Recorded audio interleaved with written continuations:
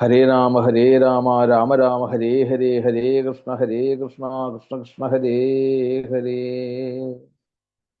പല ദിക്കുകളിലായിക്കൊണ്ട് പലതരത്തില് ഉള്ള വ്രതാനുഷ്ഠാനങ്ങള്, ക്ഷേത്രാടനങ്ങള്, തീർത്ഥാടനങ്ങളൊക്കെ കൊണ്ട് സത്സംഗങ്ങള്, നാമജപങ്ങള്, പൂജാമുറിയിൽ നിന്നുള്ള ജപങ്ങള്, ഇങ്ങനെ പല വിധത്തില് ഭക്തന്മാര് നിസ്വാർത്ഥമായിട്ട് ഭഗവാനെ സേവിക്കുന്നു. പോരാ, നിഷ്കാമ കർമ്മങ്ങളോടുകൂടി ബ്രാഹ്മണര് ആ ഈശ്വര തത്വത്തെ മറ്റുള്ളവരിലേക്ക് പകർന്നു കൊടുക്കുന്നു. പിന്നെയോ എല്ലാ ലൗകിക ജീവിതത്തെയും മാറ്റി നിർത്തി ലോക നന്മയ്ക്ക് വേണ്ടിയിട്ട് തപസ് ചെയ്യുന്ന, യുഗങ്ങളോളം തപസ് ചെയ്യുന്ന ഋഷീശ്വരന്മാര്, ഇവരുടെയൊക്കെ അപാര കാരുണ്യം കൊണ്ട് മാത്രമാണ് നമുക്ക് ഈ കലികാലത്ത് നമുക്കെല്ലാവർക്കും കൂടി ഒന്ന് ഒത്തുചേർന്നിരുന്ന് ഈശ്വര വിചാരം ചെയ്യാൻ സാധിക്കുന്നു എങ്കിൽ അവിടെയൊക്കെ ആ പാദങ്ങളിൽ നമുക്ക് ദണ്ഡ നമസ്കാരം ചെയ്തുകൊണ്ട് ഇന്നത്തെ ഈ സത്സംഗത്തിലേക്ക് നമുക്ക് പ്രവേശിക്കാം. മുൻജന്മ സുകൃതം കൊണ്ടാണ് യഥാർത്ഥത്തില് ഇങ്ങനെയുള്ള ഭഗവത് കഥകൾ നമുക്ക് മനസ്സിലാക്കാൻ സാധിക്കുന്നത്, അല്ലേ?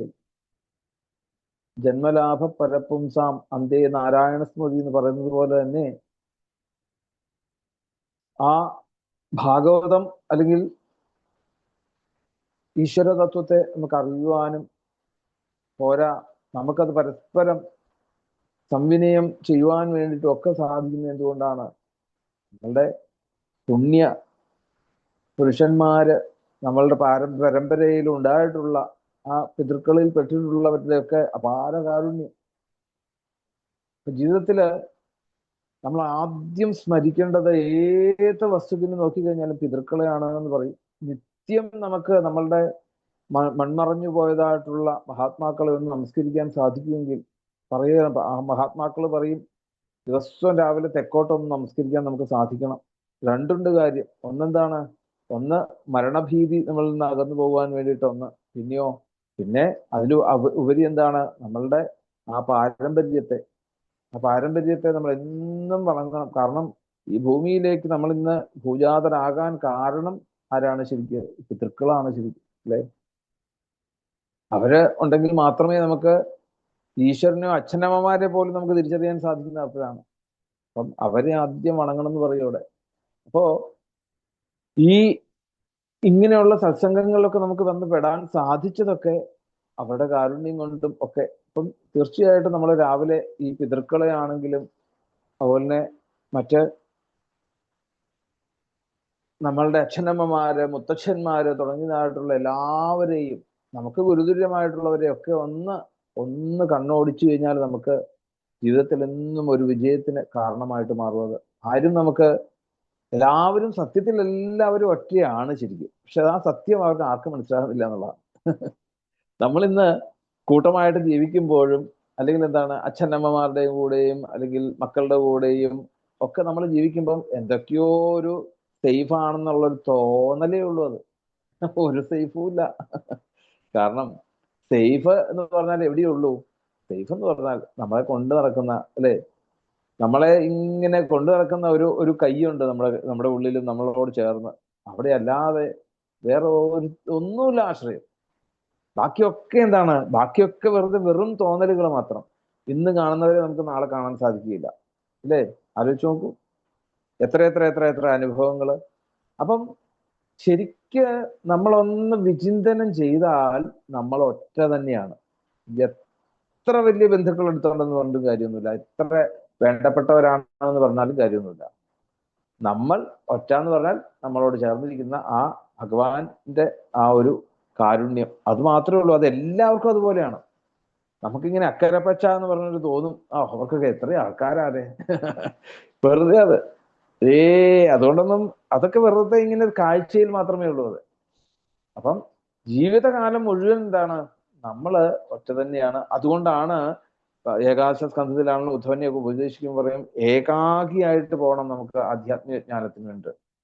ക്ഷേത്രത്തിൽ പോകുമ്പോഴതെ, തീർത്ഥാടനത്തിന് പോകുമ്പോഴതെ, എപ്പം നമ്മൾ ഏകാഗിയായിട്ട് പോകുമ്പോൾ കിട്ടുന്ന ഒരു ആനന്ദം നമുക്ക് ഒരു ഗ്രൂപ്പിന്റെ കൂടെയും പോകുമ്പോൾ കിട്ടില്ല സത്യത്തിൽ. കാരണം എന്താണ്? പലരും പലതരത്തിലുള്ള മനോഭാവക്കാരായിരിക്കും. അപ്പൊ നമ്മളുടെ ആനന്ദത്തിന് ഉതകുന്ന രീതിയിൽ നമുക്ക് അവരുടെ സൗകര്യം നോക്കി നമുക്ക് നിൽക്കാൻ സാധിക്കില്ല. അപ്പം എപ്പോഴും നമ്മൾ ഏകാഗിയായിട്ടിരിക്കുമ്പോൾ ആ കിട്ടുന്ന ആനന്ദമാണ് സത്യത്തിൽ നമ്മൾ നേടാൻ നമ്മൾ ശ്രമിക്കേണ്ടത്. അതിലേ ഉള്ളൂ ആനന്ദം ശരിക്കും. മറ്റൊക്കെ എന്താണ്? മറ്റൊക്കെ ആണെങ്കിൽ കാപട്യമായിട്ടുള്ള ആനന്ദ, അല്ലെ? ഇവരുടെ കൂടെ ഇരിക്കുമ്പോൾ എന്തൊക്കെയോ ആശ്രയം ഇവരുണ്ടെന്നുള്ളൊരു ധാരണയില് കുറച്ച് കഴിയുമ്പോഴായിരിക്കും എന്താണ് ഗജേന്ദ്രന്റെ കാര്യം പറഞ്ഞ പോലെ കുറച്ച് കഴിയുമ്പോൾ ഇവരങ്ങോട്ട് വിട്ടു പോകുമ്പോഴാണ് മനസ്സിലാകുന്നത്, അയ്യോ ഇവരൊന്നും അല്ലല്ലോ, അല്ലായിരുന്നു നമ്മുടെ ആശ്രയം തോന്നുന്നത്. അപ്പോഴാണ് നമുക്ക് അതിന്റെ ആ സത്യം മനസ്സിലാക്കാൻ സാധിക്കുന്നത്. അപ്പം ആർക്കും ആരെയും ഒരിക്കലും രക്ഷപ്പെടുത്താൻ സാധിക്കുകയില്ല, അല്ലെ? നമുക്ക് ഇപ്പോഴത്തെ ഈ പ്രളയ അവസ്ഥ തന്നെ നമുക്ക് നോക്കി അറിയാൻ സാധിക്കും. ഒരു നിമിഷം കൊണ്ട് എന്താ ചെയ്യേണ്ടതെന്ന് അറിയാൻ മേലാത്തൊരു അവസ്ഥയിലേക്ക് ഉയർന്നു വരിക എന്ന് ആലോചിച്ച് നോക്കും. അപ്പൊ അതൊക്കെ ശരിക്കും ഒരു വലിയൊരു പരീക്ഷണങ്ങളാണ് ശരിക്കും. എന്തേ പരീക്ഷണങ്ങൾ? ഇതൊന്നും ഈ ഭൗതികമായിട്ട് നമ്മൾ കൂട്ടിവെക്കുന്നതായിട്ടുള്ള ഒന്നും തന്നെ ഒരിക്കലും നമുക്ക് യഥാർത്ഥമായിട്ടുള്ള ഒരു സുഖം എന്ന് പറയുന്ന അവസ്ഥ നമുക്ക് തരില്ല. വെറുതെ നമ്മൾ അതിനു വേണ്ടിയിട്ട് ഇങ്ങനെ സമയം ചെലവാക്കുകയും നമ്മളുടെ ജീവിതം വെറുതെ ഒഴിഞ്ഞു കളയാവുന്നുള്ള അല്ലാതെ അതിൽ നിന്ന് ഒരു ആനന്ദം എന്നുള്ളത് നമുക്ക് ഒരിക്കലും ലഭിക്കില്ല. അതുകൊണ്ട് ദുഃഖം മാത്രമേ ഉള്ളൂ എന്ന് കാണിക്കാനാണ് ഇടയ്ക്കിടയ്ക്ക് ഇങ്ങനെയുള്ള ചില പരീക്ഷണങ്ങൾ, അല്ലെ? നമ്മള് കേമായിട്ട് ഗംഭീരമായിട്ടുള്ള കാറുകളും അതും ഇതൊക്കെ മേടിച്ചു ഒരു അല്ലെ വെള്ളപ്പൊക്കം ഇങ്ങ് വന്നു കഴിഞ്ഞാൽ എന്താ ചെയ്യത്? അത് മുഴുവൻ മുങ്ങിക്കഴിഞ്ഞാൽ കഴിഞ്ഞു, അത് അതിന്റെ കഥ കഴിഞ്ഞോടെ എന്ന് പറഞ്ഞതുപോലെ അതിലൊന്നും അല്ല. യഥാർത്ഥമായിട്ടുള്ള ആനന്ദം എന്ന് പറയുന്നത് എപ്പോഴാണ്? നമ്മളുടെ ഉള്ളിലുള്ള തിരിച്ചറിവിലാണ് ആനന്ദം നമുക്ക്. അതായത് ഈ ഒരു തിരിച്ചറിവ്, എനിക്ക് ഞാൻ തന്നെയാണ് ആശ്രയം എന്നുള്ള ഒരു സത്യം മനസ്സിലാക്കിക്കൊണ്ട് ആ ആശ്രയ ബന്ധുവിനെ എത്ര കണ്ട് നമുക്ക് ചേർത്ത് വെക്കാൻ സാധിക്കുമോ അത്ര കണ്ട് നമ്മൾ സേഫാന്ന് വിചാരിച്ചോളുക. അത്ര കണ്ട് സേഫാന്ന് വിചാരിച്ചോളുക. കാരണം എന്താണ്? നമ്മളെ കൊണ്ടുപോകുന്നത് ഇന്നയാളാണ് എന്ന് നമുക്കൊരു തോന്നൽ വന്നാൽ പിന്നെ നമുക്ക് അവിടെ ഒരു രീതിയിലുള്ള അഹങ്കാരവും നമ്മളിൽ ഉദിക്കുന്നില്ല, അല്ലെ? വണ്ടി ഓടിക്കുന്ന സമയത്ത് ഡ്രൈവറുടെ കേമത്തം കൊണ്ടാണ് അത് കുഴപ്പമില്ലാതെ അവിടെ എത്തുന്നത് എന്നുള്ളത് നമുക്ക് എല്ലാവർക്കും അറിയാം.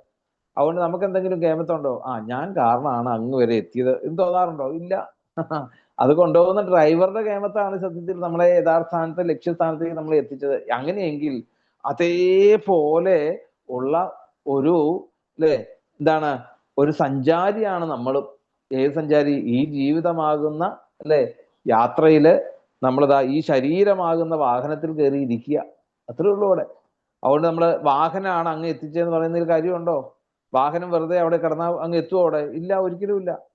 അപ്പൊ ആ വാഹനം അല്ല, അതിന്റെ ഉള്ളില് ഒരാൾ പ്രവർത്തിക്കുന്നുണ്ടായിരുന്നു, ആ ഡ്രൈവർ ഉണ്ടായിരുന്നു. ഈ ഡ്രൈവർ നമ്മളുടെ ഉള്ളിലും, നമ്മളും ഈ പറഞ്ഞ പോലെ ഈ ശരീരത്തിനകത്തേക്ക് കയറി ഇങ്ങനെ ഇരിക്കുക. നമ്മൾ വാഹനത്തിൽ കയറി ഇരിക്കുന്നു. കൊണ്ടുപോകുന്ന ആരാണ്?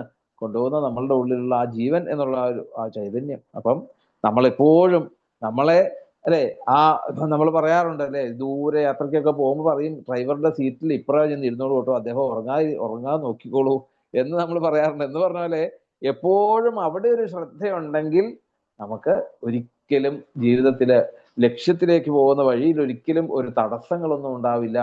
അദ്ദേഹത്തെ ഇങ്ങനെ ഉണർത്തിക്കൊണ്ടിരിക്കുക. ഡ്രൈവറെ നമ്മൾ എന്താണ് മനസ്സ് മാറാത്ത രീതിയിൽ ഇത് ശ്രദ്ധിച്ച് പോകണം എന്നുള്ള രീതിയിൽ നമ്മൾ ഡ്രൈവറോട് സംസാരിച്ചുകൊണ്ടിരിക്കുന്നു പറഞ്ഞ പോലെ തന്നെ നമ്മുടെ ഉള്ളിലും ഈ ഡ്രൈവറോട് നമുക്ക് എപ്പോഴും സംസാരിക്കാൻ നമുക്ക് സാധിക്കണം.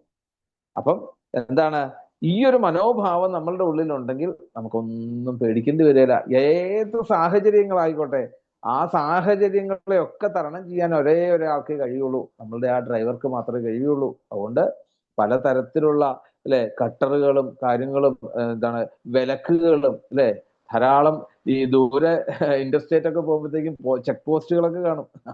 ആ ചെക്ക് പോസ്റ്റ് ഒക്കെ കടന്നു പോകണമെങ്കിൽ എന്ത് ചെയ്യണം? നമ്മളുടെ ജീവിതത്തിൽ ചെക്ക് പോസ്റ്റ് ഒക്കെ കടന്നു പോകാൻ അത് ഭഗവാൻ മാത്രം. ഈ ചെക്ക് പോസ്റ്റ് ഉണ്ടാക്കുന്നതിന് ഭഗവാനാണ്, അല്ലെ? അപ്പൊ എന്ത് ചെയ്യണം? അത് അവിടെ തന്നെ അവിടെ അപേക്ഷിക്കുക. ഈ ഒരു ബോധം നമ്മളുടെ ഉള്ളിൽ എപ്പോഴും ഉണ്ടാവണം. അതിനുവേണ്ടിയാണ് നമ്മളിങ്ങനെയുള്ള വാസനകള്, സത്സംഗങ്ങളൊക്കെ നമ്മൾ അടിക്കടി നമ്മൾ ചെയ്യുന്നതിന്റെ കാര്യം. അപ്പൊ അതിനെ ഉറപ്പിക്കലാണ് വേണ്ടത്. എന്താ ഉറപ്പിക്കേണ്ടത്? ഞാനല്ല, അല്ലെ, ഞാൻ വെറും ഒരു യന്ത്രമാണ്, എന്നെ കൊണ്ട് ഇങ്ങനെ ഓരോന്നും ചെയ്യിപ്പിക്കുന്നു, അതിന്റെ പേരിൽ ഞാൻ എന്തിനും ദുഃഖിക്കുന്നു. ഈ ഒരു മനോഭാവം നമുക്ക് കിട്ടിയാൽ നമുക്ക് രക്ഷയായി. വേറെ ഒന്നും നമുക്ക്, ബാക്കിയുള്ള ഒക്കെ ദുഃഖമാണ്. ബാക്കിയൊക്കെ എത്ര വലിയ ആശ്രയ കേന്ദ്രങ്ങളാണെന്ന് പറഞ്ഞാൽ പോലും അതൊക്കെ ദുഃഖമാണത്. വേണ്ട. നമ്മൾ പറയാറുണ്ടല്ലോ, അമ്മയുടെ മടിത്തട്ടിൽ കിടന്നാൽ പോലും നമുക്ക് എന്തെന്നില്ലാത്തൊരു കെയർ കിട്ടും എന്ന് പറയുന്നത്. ഇതും ശരിക്കും പറഞ്ഞാൽ എന്താണ്, അതും മായയാണ് ശരിക്കും. ആ അമ്മ നമ്മളെ ഒരു നിമിഷത്തിൽ നമ്മളെ ചിലപ്പോൾ ഇട്ടിട്ട് പോകും, ചിലപ്പോൾ മകൻ ചിലപ്പോൾ ഇട്ടിട്ട് പോകും, അമ്മയെ ഇട്ടിട്ട് പോകും, അല്ലേ? ഇത്രയൊക്കെ തന്നെയുള്ളൂ. നമ്മളുടെ എല്ലാത്തിന്റെയും കേന്ദ്ര ബിന്ദു എന്ന് പറയുന്നത് ആ ഈശ്വരൻ മാത്രം. ആ ഈശ്വരനോട് നമുക്ക് എന്നും എത്ര കണ്ട് നമുക്ക് ഈശ്വരനോട് ചേർന്ന് നിൽക്കാവോ അത്രയും സേഫ് ആണെന്ന് വിചാരിച്ചോളൂ. അത്രേ ഉള്ളൂ, അത്രേ ഉള്ളൂ. അല്ലാതെ നമ്മൾ വലിയ കൊട്ടാരം ഉണ്ടാക്കിക്കൊണ്ടോ അല്ലെങ്കിൽ ധാരാളം പണം എടുത്ത് ബാങ്കിൽ കൊണ്ടിട്ടുകൊണ്ടോ ഒരു പ്രയോജനവുമില്ല. അതൊക്കെ നമുക്ക് അറിയണമെങ്കിൽ ഇതാ ഇതുപോലെയുള്ള ഈ പ്രകൃതിക്ഷോഭങ്ങൾ വരുമ്പോഴാണ് അറിയുന്നത്. കോടികള് ബാങ്കിലുണ്ട്, ഒരിറ്റ് ബിസ്ക്കറ്റിന് വേണ്ടിയിട്ട് കെഞ്ചുകയാണ് ഇവിടെ. ഒന്ന് ആലോചിച്ച് നോക്കൂ, ആ അവസ്ഥ ഒന്ന് ആലോചിച്ച് നോക്കൂ ശരിക്കും. അപ്പൊ ഭൗതികമായിട്ടുള്ള എത്ര നേട്ടങ്ങളുണ്ടെങ്കിലും ഇതൊന്നും ഒരിക്കലും നമുക്ക് സുഖം എന്നുള്ളത് അവസ്ഥ നമുക്ക് തരില്ല. അതിന് പകരം എന്താ വേണ്ടത്? നമുക്ക് ഇതിന് കാരണമായിട്ടുള്ള ആ ഭഗവാനെ നമുക്ക് എന്നും സ്മരിക്കാൻ സാധിക്കണം. അതിനൊക്കെ ഗുരുവായൂരപ്പൻ നമ്മളെ അനുഗ്രഹിക്കട്ടെ. നമുക്ക് പതിവ് പോലെ പലതരത്തിലുള്ള ദുഃഖങ്ങളാണ് ഇന്ന് ലോകങ്ങളിൽ ഉണ്ടാകുന്നത്, അല്ലേ? ഇതൊക്കെ എന്താണ്? ഈ ദുഃഖങ്ങൾക്കൊക്കെ കാരണം ശരിക്കും അറിവില്ലായ്മയാണ്. അപ്പം ആ ഒരു ജ്ഞാനം അവരിലേക്ക് എത്തിക്കുവാൻ വേണ്ടിയിട്ട് നമുക്ക് ഭഗവാനോട് പ്രാർത്ഥിക്കാം. ദമ്പതികളായിട്ടുള്ളവർക്കും അതുപോലെ തന്നെ മുത്തശ്ശൻ മുത്തശ്ശിമാര്, അച്ഛനമ്മമാര്, മക്കള്, അല്ലേ? എത്രയോ സ്ഥലത്ത്, പല സ്ഥലത്ത്. പിന്നെയോ മാറാരോഗം സ്ഥിതി. നമ്മള് എന്തിനാ ദിവസവും ഇതിങ്ങനെ തിരുമേനി പറയുന്നതെന്ന് ചോദിച്ചു കഴിഞ്ഞാല്, നമുക്ക് ഇതിങ്ങനെ ചിന്തിക്കുമ്പോൾ, ഇതിങ്ങനെ പറയുമ്പോഴേ നമ്മളുടെ ഉള്ളിൽ ഇങ്ങനെ കുത്തുള്ളൂ ശരിക്കും, അല്ലേ? ഒന്ന് ആലോചിച്ച് നോക്കൂ. നമ്മളുടെ ആശുപത്രിയിലേക്ക് ഒന്ന് ചെന്ന് നോക്കിക്കഴിഞ്ഞാൽ അറിയാൻ സാധിക്കും, നമ്മള് ഒക്കെ എത്ര എത്ര ഭഗവാൻ ഇങ്ങനെ നമ്മളെ രക്ഷിച്ച് നമ്മളെ കയ്യിൽ കൊണ്ടു നടക്കുന്നു എന്ന് തോന്നും നമുക്ക്, അല്ലേ?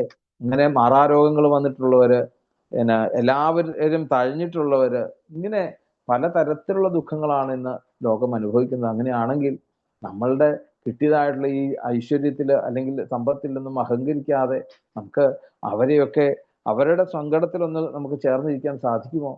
അങ്ങനെയാണെങ്കിൽ അവരെ ഒന്ന് കൈപ്പിടിച്ച് നമ്മളോട് ചേർത്തിരുത്താൻ വേണ്ടിയിട്ട് നമ്മളെ ആ ഒരു മനോഭാവം നമുക്ക് ഉണ്ടാവാൻ വേണ്ടി പ്രാർത്ഥിക്കുക. നമുക്ക് ഉണ്ടാവില്ല സത്യത്തില്. കാരണം എന്താ?